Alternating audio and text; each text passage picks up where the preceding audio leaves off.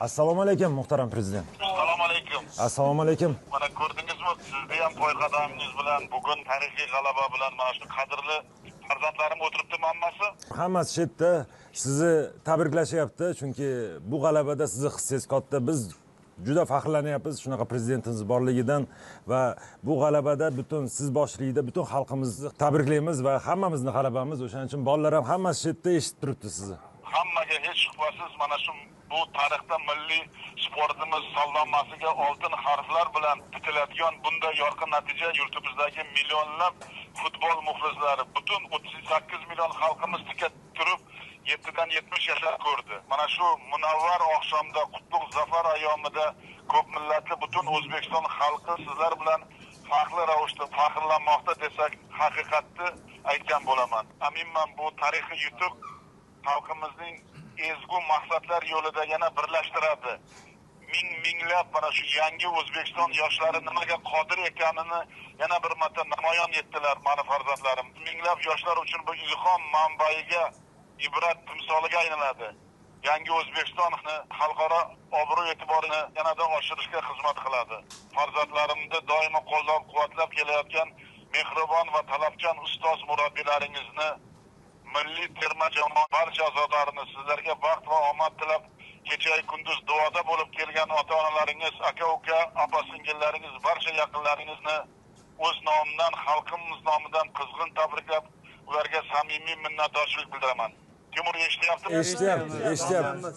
Albatta mana shu sizlarni saralash o'yinlariga naqadar kuchli raqobat ostida keskin shiddatli kurashlarda o'tgani, terma jamoamizga nisbatan turli bosimlar bo'lganini qaramasdan sizlar zarur ochkolar jamg'arib, azmu shijoatli yangi O'zbekiston yoshlari qanday yuksak marralarni egallashga qodir ekanini yana bir bor amalda isbotladlaring va men siz bosh hamma murabbiylarni va farzandlarimni tabriklayman. Ayniqsa bugungi o'yinda chinakam qahramon O'tkirbek Yusuf 6 marta asrardi va men 6 marta minnatdorchilik bildirmoqchiman.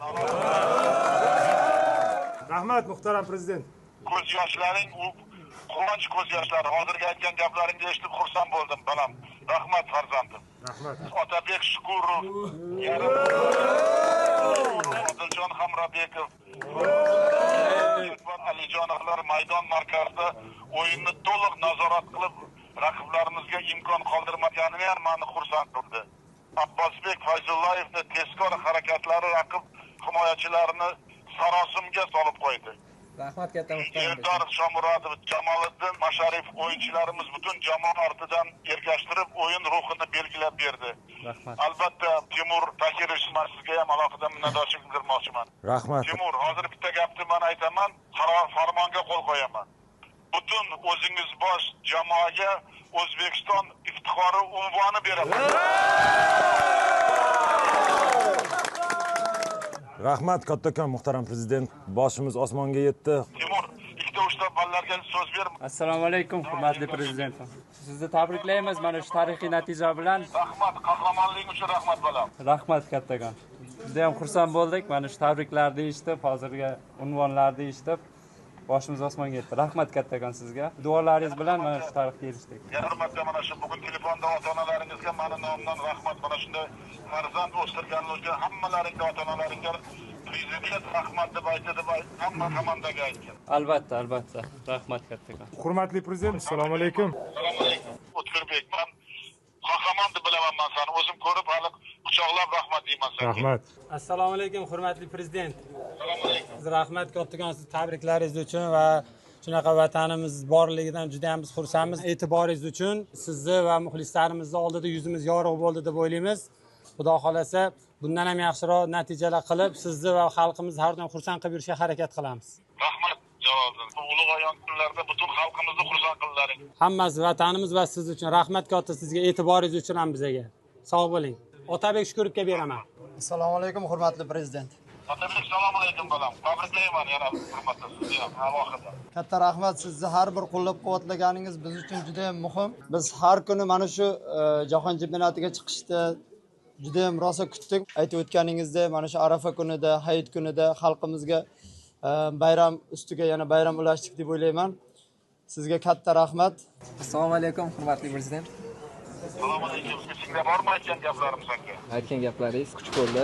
Butun xalqimizni oldida yuzimiz yorug' bo'lish uchun harakat qildik va buni uddalaganimizdan juda ham xursandmiz. Assalomu alaykum hurmatli prezident. Janni Infantino janoblari telefon qilib, shaxsan siz boshchiligingizda butun O'zbekiston xalqini mana shu azaliy orzu amalga oshgani bilan tabriklab, sizga o'zini katta tabriklarini va salomlarini yetkazdi. Katta rahmat sizga doimiy qo'llab-quvvatlaganingiz uchun. Shu futbolni eng katta cho'qqiga olib chiqishda birinchi o'rinda sizni eng katta bizni menejerimiz, o'zimizni bosh murabbiy haqiqatan O'zbekiston terma jamoasining o'zingizsiz, hurmatli prezident. Katta rahmat sizga. Doimiy qo'llab-quvvatlab, barcha tashabbus, takliflarimizni o'zingiz to'g'rilab, butun dunyoga O'zbekistonni olib chiqdingiz hozir. Juda ham xursandmiz. Rahmat sizga. Bunchalik e'tiboringizda, bunchalik g'amxo'rligingizda boshqacha natija bo'lishi ham mumkin emas edi, yarashmas edi, hurmatli prezident. Katta rahmat sizga. Ushbu unutilmas tarixiy g'alabalaring bilan yana bir marta tabriklayman. Sog' bo'linglar, katta rahmat. Xo'p, sog' bo'ling, umringiz uzoq bo'lsin. Rahmat katta.